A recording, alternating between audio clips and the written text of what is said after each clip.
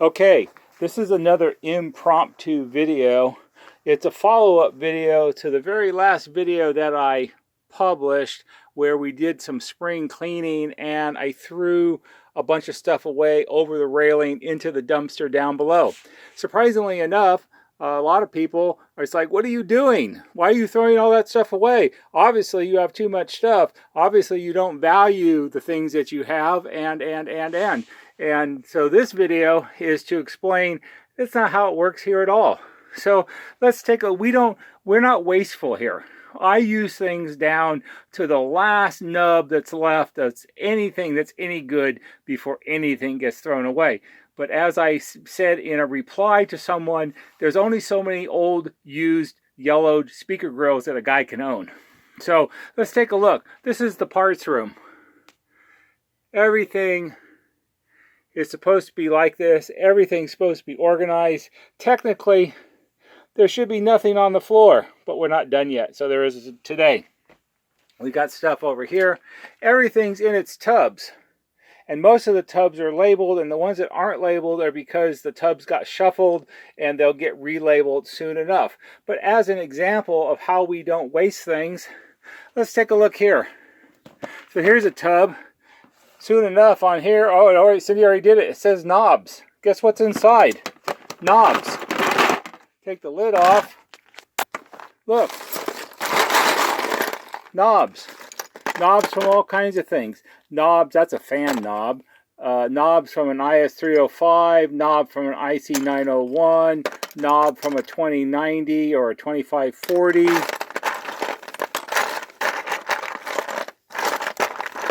Knob from a 3303. Those are knobs and a speaker switch assembly out of an IS35. Knobs from an IS335 or 445. We got all kinds of knobs. Back in here, we got more knobs. Here's knobs for a 406 or a 303. We got hella knobs. Okay, and where did all those knobs come from? Those knobs all came from the speakers that we took apart at some point, and we saved the knobs, and what did we do? We threw the grills away. Why? Because nobody wants them. What's in here? Oh, here's more knobs. These are knobs from the chrome ones in here. From 3003s, 4006s. Look, there's a little bit of 335 remote speaker. The white ones are in there. Here's knobs. Okay, look how obscure this is. These are ivory knobs from IS85s, which are from the dreaded 806 system. How often is anybody going to need one of those? Hardly ever. Maybe one a year, maybe. So what I got? A lifetime supply. Some kind of volume control. Here's knobs for and push buttons for 335s or 445s. The rectangular ones highly sought after. Here's a bunch of brand new ones. These are in the NuTone parts package, but these are biscuit and people don't want those. Here's little battery connector straps. Those fit on IM 4006s, 5006s, 3303s, 4406s. And where did all these come from? Again, they came from speakers. Oh, look, Cindy put buttons. They come from speakers that we stripped down. Here we have a tub. What does it say? Long screws. Guess what's inside? Long speaker screws. These are the screws that NuTone used for remote stations starting in the 70s. And we got a whole, that's like, what? That's like 8 pounds of them. Here we have miscellaneous screws. Okay, I got more genuine NuTone screws than any human being could ever want. These are all the free range screws. And again, they all came from things that we disassembled. Underneath all that, here we have mounting hardware. What's mounting hardware? Oh, it screws weigh a lot. Mounting hardware is the hardware that came with your intercom that holds it to the wall. All kinds of mounting hardware. Bottom brackets for 3003s, side mounting clips for 4006s, 3003s, 5006s. I know there's some, here's a complete kit with the 4 brackets. That's for a 4406 with all the screws inside. I know if you look in here carefully, you would find ones for a 406. This is the bottom pivot bracket from a 406 or a 303. Again, where did all that come from? That all came from stuff we stripped down. So then you might ask, well, why are you stripping stuff down? Why don't you just keep it all together? Well, because, oh, and here, let's look at this one real quick. So here we have 3-button switch assemblies for remote stations new, 4-button switch assemblies for remote stations new. Here is a tub full of 3-button switch assemblies. These are all used ones. These came out of the speakers that you saw me throw the grills away of, because I don't want the grills, and even though these are used, if somebody's in a real pinch and they really need one and they don't have a lot of money to buy one of these, they can buy a used one. At least it'll work. It may be a little noisy when you push the buttons, but it does work. Now, because we cleaned up, let's put our knobs back, because if I don't, I'll get yelled at probably.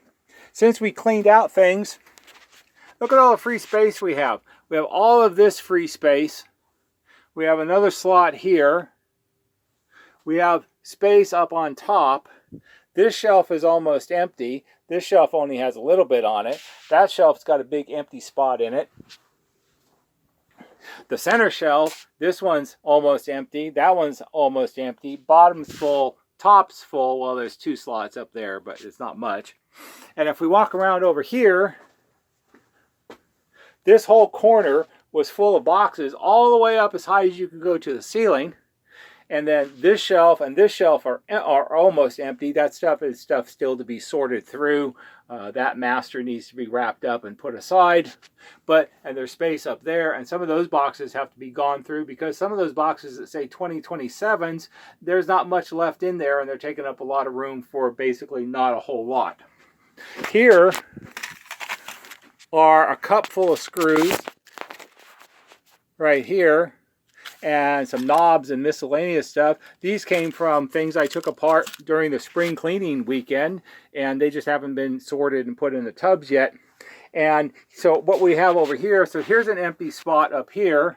Here's an empty spot up here. This shelf was jam-packed, and now it's almost empty.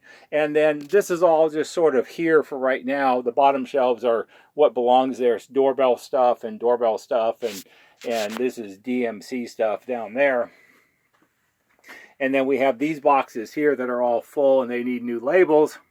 And here we have some orphaned master stations. And here's a good example. So this is an IM or an IMA 203, which is it? Oh no, this is an MHA 16, which is a IMA 2020. It's an IMA 203 in disguise. And this one, let's put it over here a minute. This is about as ratty and ugly and smelly as you possibly could get. The plastic is all discolored and yellow. It's all gross on top, and obviously it came from a house where somebody smoked. So is this faceplate any good? No, it's no good at all. Nobody wants this. If you put it on eBay and you said it's free, you can have it for free and I'll pay the shipping, nobody would take it because it's ugly. Who wants that? But the reason I bought this recently because it was a reasonable price, and because what I want is, I want the chassis and I want the terminal board. The speaker cone, it probably smells, so nobody really wants that. The chassis is useful, so what will happen to this is, the chassis and the terminal board will get stripped out. I'll save the support strap because those come in handy, and this will get put in a tub, and the faceplate, where is it going to go? It's going to go in the dumpster. Because that's what happens to used ugly stuff. It's not that I don't value it. It's not that I don't want it. It's because there's no reason to keep it. It's old and ugly. Nobody wants it, not even if it's free. And to show you also, so here's a board. This is from an IM3303, probably 1994 through maybe 1996. Early 96. This came out of a customer's unit that they sent in for repair, and because they didn't follow the packaging instructions, it's got a big old break in the circuit board right here. because they didn't pack it up well. Now this has been here for a long time. Can't tell you how long exactly, probably more than 4 or 5 years. And as you can see, it's all mangled right here. This kind of damage, this is not a repairable board anymore. It's too much damage to it. It's too hard to try to patch it back together, and the pieces are missing, and it's a lost cause. So what do we do with this? Do we just take this and take it to the recyclers and throw it away? No, not at all. So far, apparently, at some point, I've robbed the tuner assembly off of it to fix somebody else's set that had a bad tuner problem. And other than that, the problem with a board like this is there's not a lot on here that really has any great value. So if we start over here on the power supply, phone's ringing, capacitors, voltage, bridge rectifiers, the dreaded blue relays, amplifier, transistors, voltage regulator. This is all amplifier down here. All of these components, all of this, are commonly available. I stock these, I stock these, I stock these, I stock all the parts it takes to rebuild the amplifier. I stock the FETs down here. This is all intercom and audio control. These ICs we stock. This is all tuner up here, and then big heat sink. This is the Chime module connector, and this is the Chime module input. So what's on here that's of any value? Well, unfortunately, not a lot. Less than you would think. You might think, well, it's got all those parts on it. Those are really good. But why take the time? You don't pull off capacitors that cost me 8 or 9 cents and reuse old ones. That doesn't make any sense. Integrated circuits, same thing. I'm not using used integrated circuits. We don't use any used parts here for stuff like this. So what's of value? Well, the things that are of the most value are these cable connectors, the speaker wire connector, the red and blue, the red and white one. Oh, and the other thing that's obviously been robbed off this is here and here are where the connectors are soldered on with the leads that go to the 2 transformers. I've already robbed those off to fix somebody's set where they rip them out instead of unscrewing them from the transformer.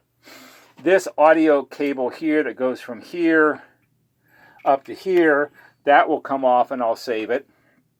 I'll save these RCA jacks because those are unique to this board, and you never know when you might need one. These do get broken off sometimes. I'll save this chip right here. This is for the scan and memory for the tuner. These are hard to come by any longer because it's kind of an old school part, and having one is not a bad idea. Is there anything else? I might keep this little blue trimmer, this other little blue trimmer here. There's another one down here for the CD input level. I probably would keep the volume control assembly, although this one's pretty mangled, so not in this case. But most of the time I'll take that off. And this is the audio isolation transformer for the intercom. That we would take off and save also. It's got wires on the bottom. Once you've scavenged that much of it, parts off of a board like this, it's toast. There's no value to it anymore. There isn't anything on here that I can't readily buy or I already have in stock. So once I rob off the parts that I'm interested in, this will go to the electronic recyclers because, again, it comes down to it's a wasted board. It has no value. It's not of any good use. So to the recyclers it goes. So I can assure you that it's necessary to go through and purge things from time to time, because if you don't, you simply run out of room. And the thing that we're very proud of is the fact that for the most part, probably 99 times out of 100, when somebody calls and asks me for some small, obscure little part, I have it. And not only do I have it, but I know where it is because it's in its tub where it belongs. So we're not just throwing stuff away because we've lost interest, we don't care, we don't value it. We're throwing stuff away because we have to be organized. Otherwise, this doesn't work. So that's the backstory behind the spring cleaning. Got to do it sometimes. I hope you found this enlightening. If you did, give it a thumbs up because that helps us a little bit. And I'll see you on the next video.